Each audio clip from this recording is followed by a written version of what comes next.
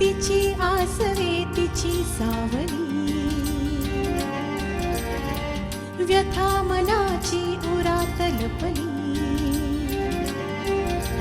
स्वप्नामधला गाव शोधते स्पंदन वेडी राणी, धुंद नदीच्या काठावरची निळ्या नभाची गाणी, डोळ्यामधुनी अलगद सांगे कहाणी.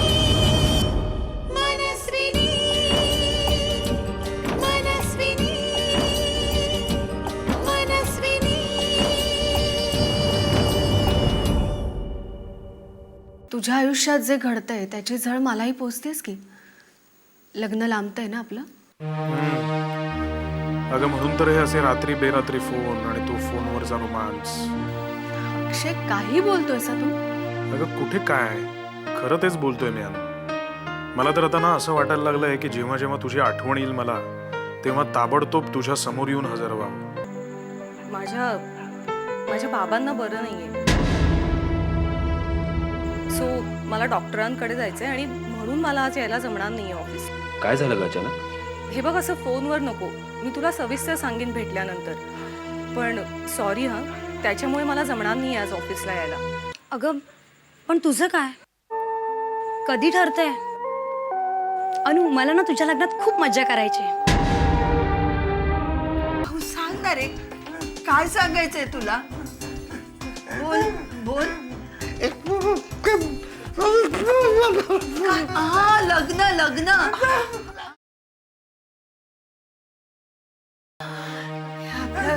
घरच्या प्रकरणामुळे भाऊची ही स्थिती झाली आहे.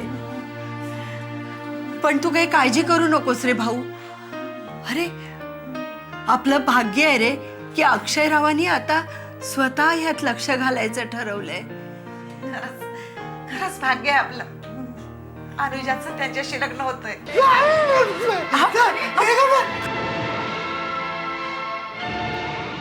खरंच आपलं भाग्य आहे. अनुजाचं त्यांच्याशी लग्न होतंय. भाऊ भाऊ, अरे काय झालं? हे बघ,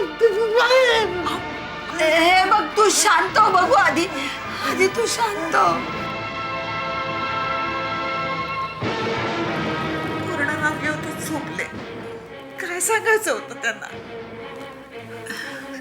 माहित नाही ग, पण हे बघ, भाऊला लवकर बरं वाटेल. हो, तू काळजी करू नकोस. अनुजाच्या लग्नापर्यंत भाऊ अगदी ठणठणीत बरा होईल. मी सांगते, माझ्यावर विश्वास ठेव. हा, बरं वाटेल त्याला.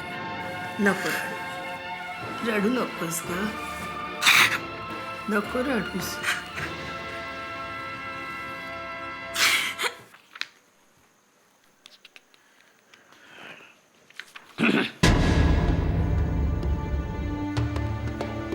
बसा. धन्यवाद. काय काम आहे? काय आहे, मी तुझ्या बहिणीचा नवरा आहे. त्यात नवीन काही नाही आहे. तुमचं काही काम आहे का माझ्याकडे? का नाही, मी तुला भेटायला आलोय. नाही म्हणजे बघत नाही रे तुझी चाललेली ही परवड. बर. नाही म्हणजे किती धक्के बसतात तुला एका मागून एक. बघ ना, म्हणजे आईचा पत्ता नाही, सासऱ्यांचंही असं झालं. अहो, धक्के मला बसताय. तुम्हाला काही प्रॉब्लेम आहे का? आणि मी तुमच्याकडे आलोय का मदत मागायला? याच तर मला कौतुक वाटतं रे. नाही म्हणजे एकीकडे तुझं कौतुक वाटतंय मला, पण दुसरीकडे एवढं सगळं घडत असताना तू एकटा कसं काय हे सगळं मॅनेज करतो कळत ना. आधी जरा स्वतःच्या मनाशी पक्क ठरवा की तुम्ही आता इथे माझं सांत्वन करायला आलायत का कौतुक करायला. सांत्वन पर कौतुक. नाही, मला माहिती आहे तुला आवडणार नाही मी आता काय सांगेन ते. म्हणजे काय राहत नाही म्हणून सांगतोय. काय शेवटी तू माझ्या बायकोचा भाऊ आहेस. काही मदत लागली तर मला सांग. मागचं सगळं विसरून येईल मी. काय हो, तुम्ही कोण समजता कोण स्वतःला?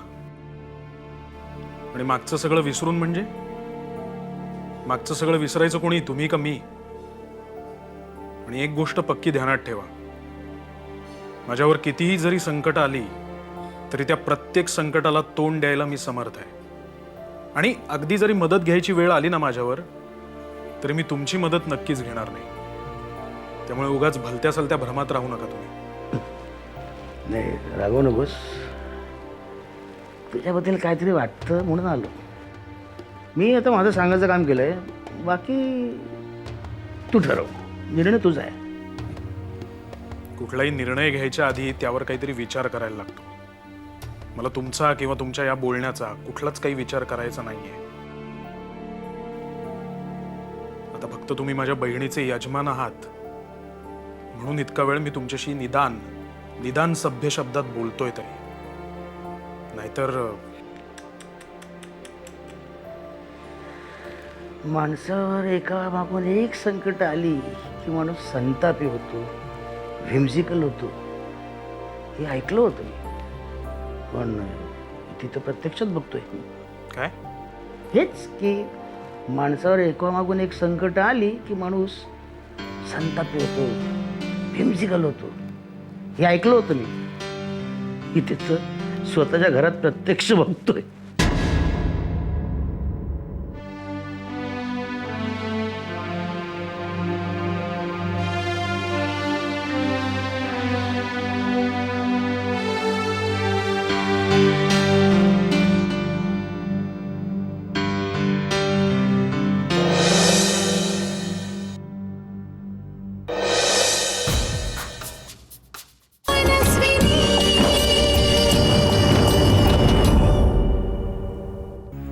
भाऊला असं अचानक काय झालं असेल ग? आणि कशामुळे? आत्या, आता ते माहिती असतं तर मग काय होतं? चांगले जेवत होते, पण मध्येच काय झालं काय माहित. म्हणजे अगं, तो आज असा जेवायला बसला होता आणि मग काय झालं माहितीये का?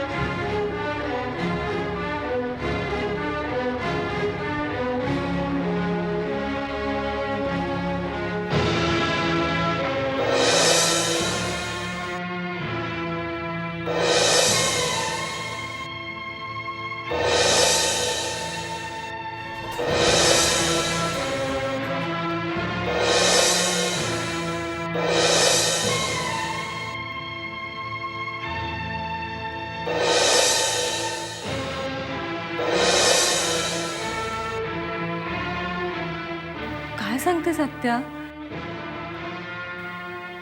कसं काय झालं हे सगळं? नाही ना माहित. अगं, त्यांना ना काहीतरी सांगायचं होतं. लग्नाचा विषय निघाला आणि एकदम ते. हो ना, त्यांना बहुतेक लग्नातच टेन्शन आलं असेल. लग्नाचं म्हणजे? अगं, बघ ना, लग्न ठरून इतके दिवस झाले, पुढे काहीच घडत नाहीये. त्याचं त्यांना काहीतरी वाटतच असेल ना. तसंच असेल. काय झालं काहीच माहिती नाही ग. आई अगं पण जे काही घडलंय किंवा घडतंय ते कोणी मुद्दामून केलंय का सांग ना. अगं पण याचा अर्थ असा नाही ना बाबांना काहीच वाटत नसेल म्हणून. आई अगं असं काही म्हणायचं नव्हतं तिला. हे बघा मला यातलं फारसं काही कळत नाही, पण मी तुला एवढंच सांगते की आता हे सगळं फक्त तुझ्याच हातात आहे, फक्त तुझ्या.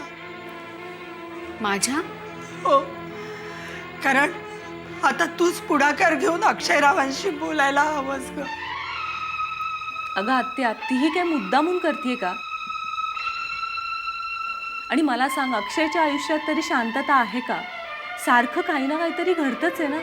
अगं हे सगळं आम्हाला समजते, पण कमीत कमी बाबांसाठी तरी बोलायला हवंच ना. आई पण तू काही चुकीचं म्हणतेस असं कुठे आपण म्हणतोय. हे बघा मी तुमची आत्या आहे म्हणून मी तुम्हाला निक्षून सांगते की भाऊला जर लवकरात लवकर बरं वाटावं असं तुम्हाला वाटत असेल तर त्याच्या आणि आपल्या आयुष्यात काहीतरी आनंदाची घटना घडायला हवी ग.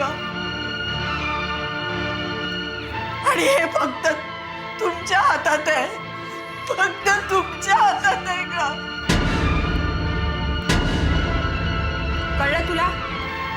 चल बहिणी.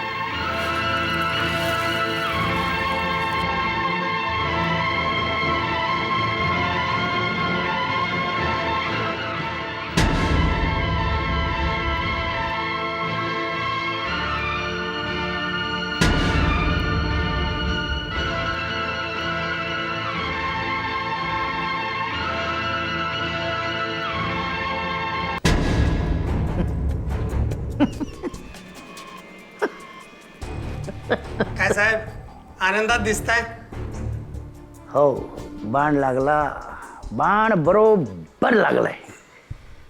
आणि काय शिकार झाली ना की शिकारी कसा आनंदात असतो. बाण लागला हो, नुसता लागला नाही तर शिकार घायाळही झाले. आज खूप दिवसानंतर मी आनंदात आहे. चलो आज जशन मनाएंगे. हो, पण झालंय काय ते तरी समजू जात. म्हणजे काय झालंय साहेब? अरे काय नाही झालं, मी आतमध्ये गेलो. अक्षय एकदम अस्वस्थ होता.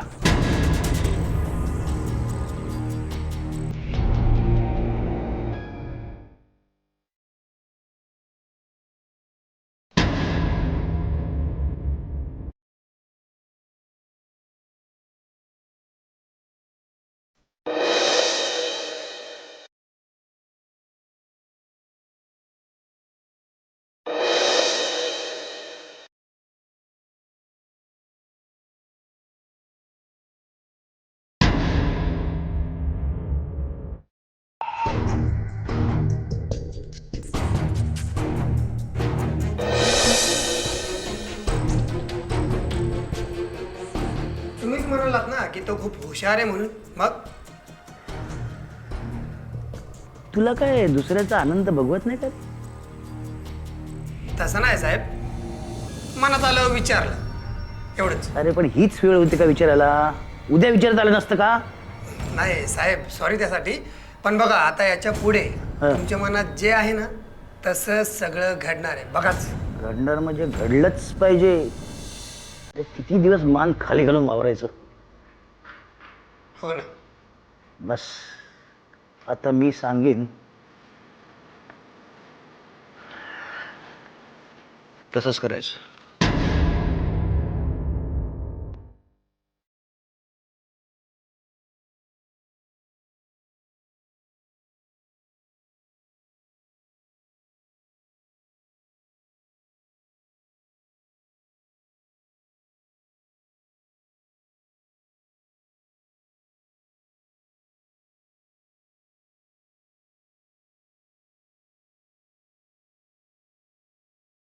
आता कुठे फास्ट टाकलाय, तर कसं हळूहळू आवडत आणतो बघ.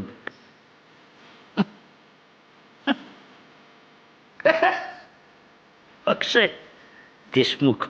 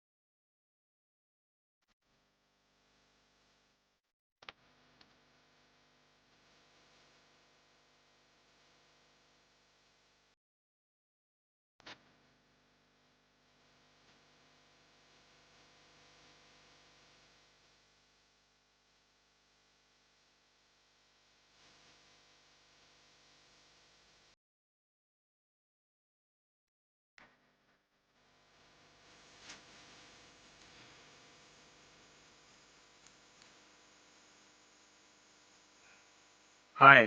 हाय. कसा आहेस? मी ठीक आहे, पण थोडासा कंटाळलोय. ॲक्च्युली आत्ता तुझा फोन आला आणि जरा बरं वाटलं. बोल. अक्षय सॉरी, पण आज मी तुला थोडा त्रास देणार आहे. मला तुझ्याशी थोडं महत्त्वाचं बोलायचं आहे. का ग अनु, एनी प्रॉब्लेम? आहेही आणि नाहीही. म्हणजे हे बघ, नीट बोल ना काहीतरी. हे असं काय डिप्लोमॅटिकली उत्तर देतेस? अक्षय, मला कसं बोलावं तेच कळत नाही आहे रे. म्हणजे तुला माझ्याशी कसं बोलू ते कळत नाहीये? अक्षय, आई आणि आत्या आज बोलत होत्या कशाबद्दल? आपल्या लग्नाबद्दल.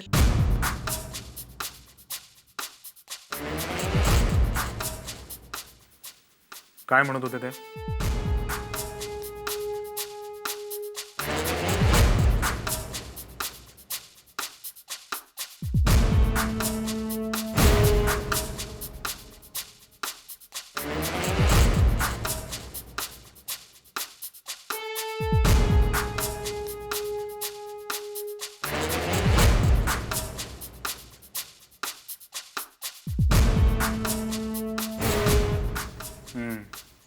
तर हे असं आहे.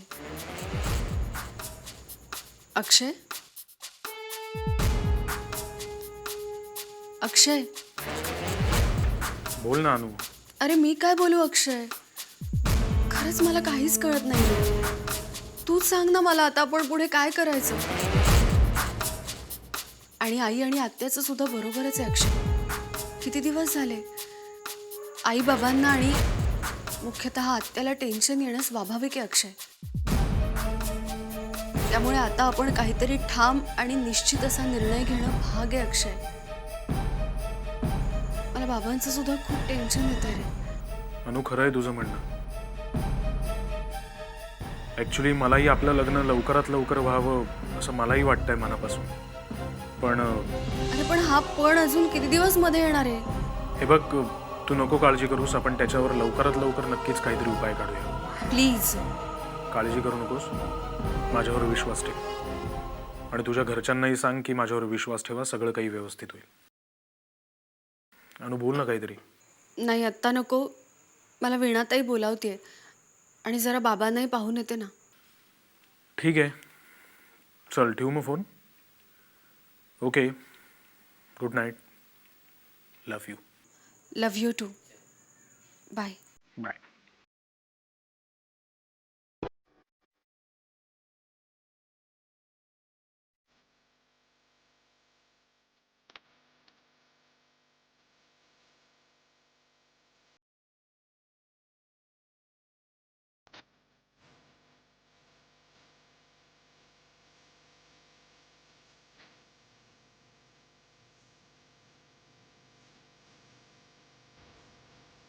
ताई, ए ताई, काय झालं?